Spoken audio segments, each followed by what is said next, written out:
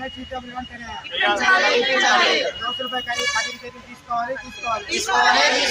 కఠిన చర్యలు తీసుకోవాలి.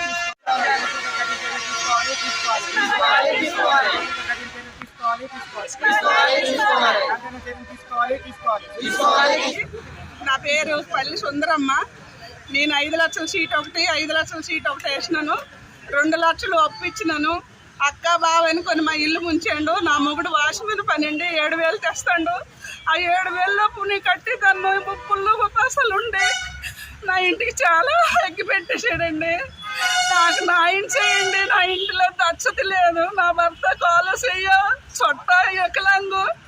నాకు మాత్రం న్యాయం మాత్రం చేస్తారండి. నా పరిస్థితి నేను ఏంటి చెప్పలేను. ఎందుకు పరశురాము నీకు దండం పెడతాను. నాకు న్యాయం చేయ. ఎక్కడున్నా నా ఇంటికి నువ్వు చిచ్చు పెట్టినావు అక్క బావ అనుకునే వచ్చి ఏడు చెప్తాను సార్. నేను ఇంత కాదని ఏంటి నేను చెప్పలేను. 5 లక్షలు 2 లక్షలు అప్పించినాను. 2 రూపాయలు లెక్క. నాకు ఒకరోజు రూపాయి అయినా వడ్డీ ఇవ్వలేదు.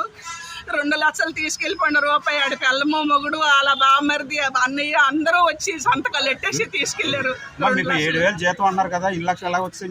నేనా బంగారం తాకొట్టెట్టేసి ఇచ్చానండి.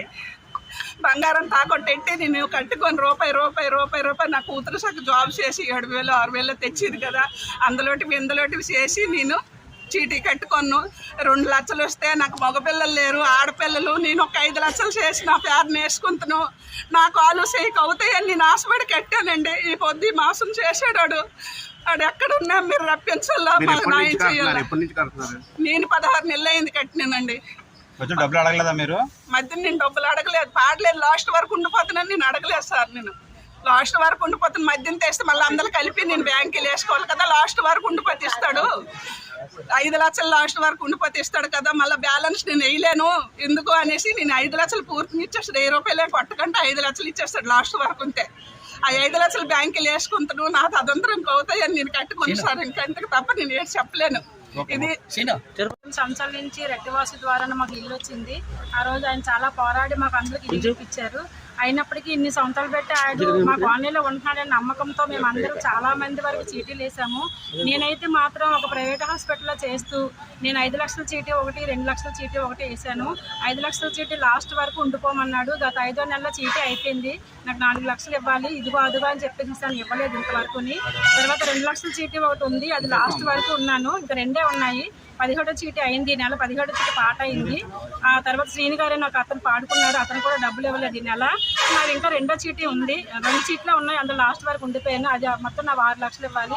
అలాగే నేను ప్రైవేట్ హాస్పిటల్లో చేస్తూ మా హాస్పిటల్ స్టాఫ్ అందరితో కూడాను అక్కడ కూడా వచ్చి అక్క అని చెప్పేసి ఇస్తేనే అక్కడ వాళ్ళతో కూడాను నలుగురితో 4 లక్షల చీట్లు వేశారు. తర్వాత ఇద్దరితో 2 50,000 చీట్లు కూడా కట్టించుకున్నాడు. తర్వాత శ్రావణ మాసం చీటీ కట్టించుకున్నాడు. తర్వాత కీర్తన లక్కీరా అని అదొక స్కీమ్ పెట్టాడు, దాంట్లో కూడా కట్టించుకున్నాడు. ఇవన్నీ కలిపి పట్టుకొని వెళ్ళిపోయాడు. నా భర్త మొన్న 2nd కోవిడ్లో చనిపోయాడండి. మా భర్త చనిపోయిన వెంటనే నా కొడుకు కూడా నా బర్త్డే రోజే, ఆ రోజు నా కొడుకు బర్త్డే రోజే యాక్సిడెంట్లో పంతులు గారు మేడ దగ్గర చనిపోయాడు. అయినప్పటికీ నాకు ఇంకా ఒక కొడుకున్నాడు. ఆ బిడ్డను చదివించుకోవడానికి నేను కష్టపడి రూపాయి సంపాదించుకుని చీటీ వేసుకుని ఆడి దగ్గర దాచుకుంటే ఈ రోజు నాకు చాలా మోసం చేశాడు. అక్క అనుకొని ఆడు ఎక్కడున్నా సరే వదిలిపెట్టేది లేదు. కానీ ఆడొక్కడే కాదు, వాడి వెనకాల చాలా మంది ఉన్నారు ఫ్యామిలీ మెంబర్స్. వాళ్ళ అన్నయ్య, వాళ్ళ మేనల్లుడు, వాళ్ళ అత్తగారు, వాళ్ళ అమ్మగారు, వాళ్ళ బామర్దులు చాలా మంది ఉన్నారు.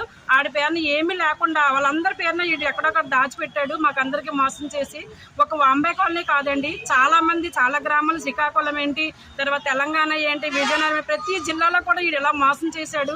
ఎంతమందిని మోసం చేశాడంటే చాలా మంది ఇక్కడ ఓన్లీ వాంబే కాలనీ మాలమే ఉన్నాము.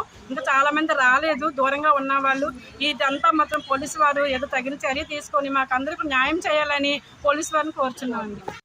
15వ బ్యాగ్ ఆడింటి పైన వాంబే కాలనీ గంకరావునమ్మది 10 లక్షల సీటు, 23వ సీటు. ఇది 4 లక్షలు వడ్డీకి ఇచ్చానండి. మా ఆయన ట్రాఫిక్ మేస్త్రి కూలి పని చేస్తాడు. మా బాబాయ్ వచ్చి మామూలు బ్యాంకులో ప్రైవేట్ బ్యాంకులో జాబ్ చేస్తుందండి. ఆడపిల్లలు ఉన్నారని సీట్ వేసుకున్నాను. వచ్చి నెలతో నాస్ట్ నీకెందుకు అక్క ఇస్తానని నన్ను మోసం చేస్తాడండి. ఆడింటి మీదే ఉన్నాడండి. నన్ను ఎంత మోసం చేస్తాడండి. మా పాప పెళ్లి కానీ నేను దాచుకున్నాను. నేనేమైపోతున్నా పిల్లలు అన్యాయం అయిపోతున్నారండి. మీరు ఏమైనా చెయ్యండి మా పిల్లలు. 10 లక్షలు 5 లక్షలు తోటి 10 లక్షలు తోటి 7 లక్షలు క్యాష్ ఇచ్చింది. తిరిగాడు సార్, నన్ను తిప్పాడండి.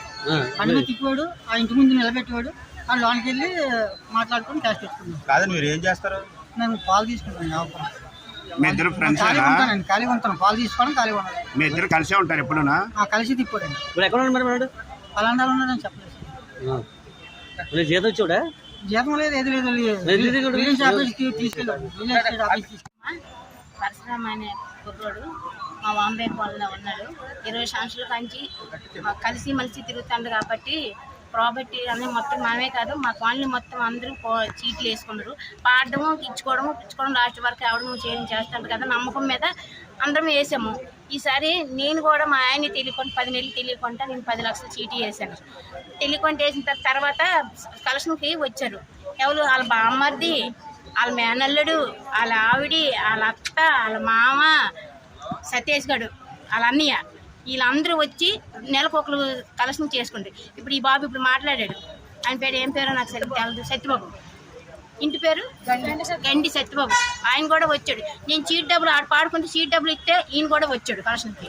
వాళ్ళు కూడా వచ్చారు. నెలకొకరు కలెక్షన్ చేసుకొని తీసుకెళ్ళారు కదా. అందరూ మోసపోండ్రు. కానీ నేను ఏం చేశాను, నాకు ఒక ఆడపిల్ల ఉందండి. మా ఆయనకి తెలియకుండా నేను వేసుకున్నాను. మా ఆయనకి తెలియదు. తెలంగాణ అప్పుడే పడిపోను. నాకు ఇంట్లో ఏమనికి మా మొగుడు నా కుదిరేస్తున్నాను. బలతాను, నా ఇల్లు తీసేసినాము, నా పొరుగు పని చేసినాము, నా పరువు తీసేసినాము. నీ గారు చీట్లు వేసినారు, నువ్వు ఆడగానే ఎందుకు వేసినావు? నాకు ఇవ్వాల్సిన డబ్బులు కూడా ఈ నెల లాస్ట్. ఇప్పుడు ఆ అమ్మ రమణమ్మకి వచ్చే నెల ఈ నెల నాకు ఇస్తామని చెప్పాడు. అందుకని సార్ నేను పాటకు 2 సార్లు మా ఆయన తీసుకుని వెళ్ళి 3 సార్లు తీసుకొని వెళ్ళి 3 సార్లు వద్దు ఎక్కువ వెళ్ళిపోతుంది అనేసి నేనే ఆఫ్ చేసి పిల్లలు పెద్ద మనిషి పిల్లలు ఫంక్షన్ చేసుకుంటారు, అందరికీ పిలిపించుకుంటారు. నేను దాచుకున్నాను అంతే.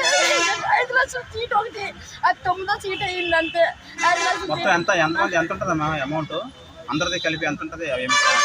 మా బాంబే పాలు మొత్తం అంటే 3 కోట్లు ఉంటుంది.